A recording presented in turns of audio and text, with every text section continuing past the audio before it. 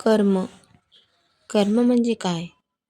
तर आपण नेहमी आपल्या बोलण्यातून, वागण्यातून सतत म्हणत असतो की कर्म असं, कर्म तसं. पण कर्म म्हणजे काय? कर्म चांगला असावं. कर्म चांगलं असेल तर सर्व गोष्टी चांगल्या होतात. मागचं कर्म जर चांगलं असेल तर आत्ताचं जीवन सुरळीत चालतं. आत्ताचं जर कर्म चांगले असेल तर पुढचं आयुष्यही आपल्याला प्रारब्ध आपलं बदलता येतं. तर मग कर्म म्हणजे काय? नेमकं कर्माची व्याख्या काय आहे? तर कर्म म्हणजे जे आपण काम करतो, चांगलं, वाईट, ते म्हणजे कर्म. त्यासाठी आपल्याला ते नेहमी चांगलं करायचं आहे. तर यामध्ये चांगलं म्हणजे काय?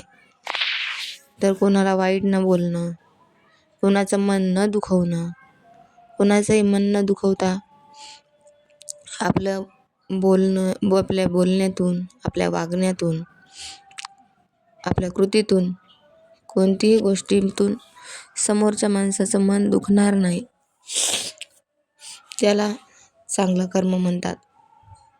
तर मग हे कसं घडतं? तर कळत आणि नकळत आपण कोणालाही असं काही बोलून जातो की समोरच्या माणसाचं मन दुखलं जातं. आणि म्हणतात की आत्मा दुखवण्या इतकं दुसरं कोणतंही पाप नाही. त्यामुळे कोणाचंही मन दुखेल असे वागू नका. समोरचा माणूस जरी आपल्याला बोलत असेल तर ते त्याचं कर्म झालं, तो त्याचे फळ भोगणार आहे.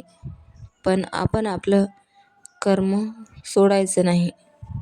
आपण आपलं काम करायचं, तेही अगदी मनापासून आणि स्वामी श्रद्धेमध्ये. तर या अशा वागण्याला काहीच थारा राहत नाही. त्यामुळे नेहमी आपलं कर्म हे चांगलं ठेवायचं. कोणी जर आपलं वाईट करत असेल तर हे त्याचं कर्म झालं आणि आपण कोणाचं वाईट करणार नाही, हा आपला धर्म झाला. तर असं आहे कर्म आणि धर्म. आपला धर्म आहे किंवा आपलं ते काम आहे. आपल्याला जरी समोरच्या माणसानं आपलं वाईट केलं तरी आपण त्याचं वाईट करणार नाही, हा आपला धर्म आहे. आपले वागणं आहे, आपले संस्कार आहेत. तर आपले संस्कार हे आपण बदलू द्यायचे नाहीत, जे की चांगले आहेत. समोरच्या व्यक्तीला या गोष्टीची जाणीव नसेल, तो वाईट आपलं करतोय, पण आपणही जर त्याच्यासारखं केलं तर त्याच्यामध्ये आणि आपल्यामध्ये काय फरक राहणार? त्यामुळे आपले कर्म हे नेहमी चांगले ठेवा, सकारात्मक विचार करा. स्वामी समर्थ महाराज नेहमीच तुमच्या पाठीशी आहेत. ते सतत म्हणतात, भिवू नकोस, मी तुझ्या पाठीशी आहेत.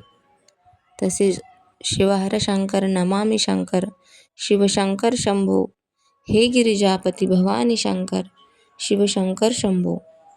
हे त्यांचे वाक्य उगीच नाही आहे, त्यामध्ये खूप सार दडलेला आहे, गोपीत दडलेला आहे.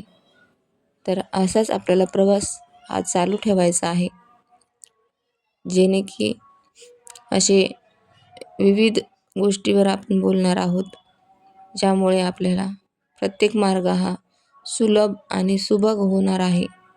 तर या प्रवासाचे भागीदार व्हायला तयार राहा, जेणे की त्यामुळे आपल्याला नवीन व्हिडिओ बनवायचे आहेत. त्यासाठी चॅनलला लाईक करा, शेअर करा आणि सबस्क्राईब करायला विसरू नका. कारण प्रवास अजून थांबलेला नाही, प्रवास खूप लांबचा आहे.